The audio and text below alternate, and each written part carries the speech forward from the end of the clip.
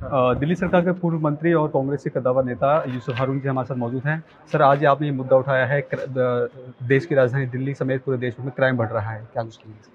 देखिए, जैसा मैंने अभी जब प्रेस कॉन्फ्रेंस शुरू की थी, मैंने कहा कि जो एनसीआरबी के आंकड़े हैं, नेशनल क्राइम रिकॉर्ड ब्यूरो जो है, उसके आंकड़ों को देखकर इतनी भयावह स्थिति हो गई है दिल्ली में कि और भी जो बाकी शहर हैं, मुंबई है, बेंगलुरु है, कलकत्ता है, चेन्नई है, इन तमाम जगहों से दिल्ली का क्राइम रेट तकरीबन डबल से भी ज़्यादा है।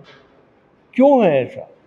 आज औरतें अपने आप को महफूज नहीं महसूस करती हैं। आज माएँ और बाप जो हैं, उनके पेरेंट जो हैं, वो इससे डरे रहते हैं कि मेरा बच्चा स्कूल गया था, कॉलेज गया था, पता नहीं कुछ हो ना जाए उसको। ये डर का माहौल जब होता है तो मैं समझता हूँ कि हमारा फ़र्ज़ बनता है किसी भी पॉलिटिकल पार्टी का कि गवर्नमेंट का ध्यान इस तरफ आकर्षित करें। आज दिल्ली में 13,500 वैकेंसीज हैं दिल्ली पुलिस में, भरी नहीं जाती हैं। ज़्यादातर पुलिसकर्मी वीआईपी सिक्योरिटी में लगे रहते हैं।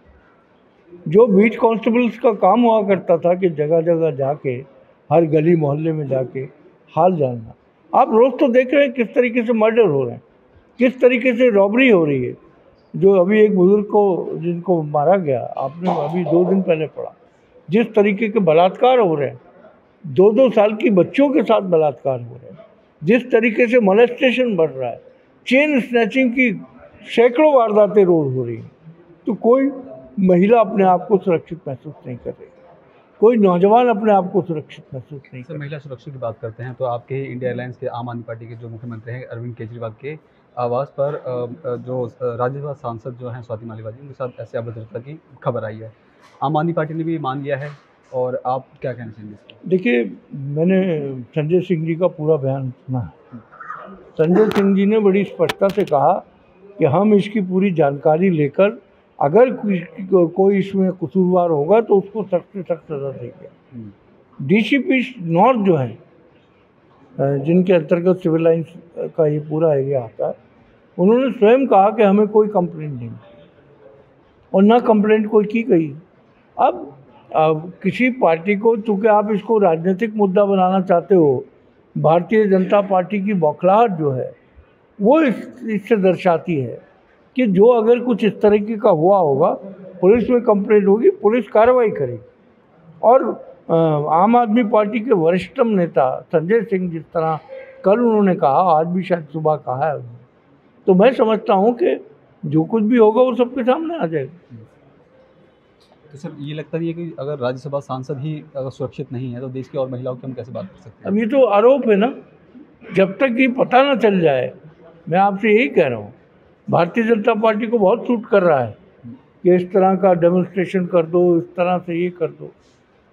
तो सवाल इस बात का है, अगर कुछ इस तरीके का होगा तो उस पर संजय सिंह जी ने कहा हम सख्त से सख्त कार्रवाई करेंगे। दिल्ली की राजनीति पे अगर बात कर ली जाती है तो एक तरफ पूरा बीजेपी है और एक तरफ पूरा इंडिया अलायंस है, तो कितना असर इस बार दिल्ली की लोकसभा चुनाव पर पड़ने वाला है? देखिए, मैं समझता हूँ अगर आप स्वयं जाकर हर जगह पर देखें इन 7 लोकसभा सीटों पे, तो आपको पता चल जाएगा दिल्ली के लोग परेशान आ चुके हैं। चाहे वो कानून व्यवस्था हो, चाहे बेरोजगारी हो, चाहे जिस तरीके से हाल दिल्ली का कर दिया है, कैपिटल होने के बावजूद, जो राजधानी है दिल्ली की, तो मैं समझता हूँ कि लोग 10 साल में तमाम नारों को भी समझ चुके हैं, तमाम वादों को भी समझ चुके हैं। अब इस बार वो अपना पक्का फैसला करेंगे। इसी वजह से भारतीय जनता पार्टी के पास मुद्दों की कमी है, वो इस तरीके से मुद्दे क्रिएट करना चाहते हैं। जो 400 पार का आंकड़ा बताया जा रहा है बीजेपी के द्वारा, तो आपको क्या लगता है कि जिस तरह से माहौल बनाया जा रहा है तो कितना सीट है बीजेपी इस बार? देखिए, मैं बड़ा एहसानमंद हूँ भारतीय जनता पार्टी का कि उन्होंने 400 पार ही कहा। कहीं जोश में वो 600 पार कह देते तो पूरा देश अच्छी तरीके से समझ जाता, अब भी समझ रहा है। बहुत धन्यवाद सर। ये थे यूसुफ हारून जी, इन्होंने तमाम मुद्दों को लेकर हमने खास बातचीत की है। कैमरा पर्सन कमलेश कुमार के साथ में संजय सक्सेना, पंजाब केसरी डॉट कॉम।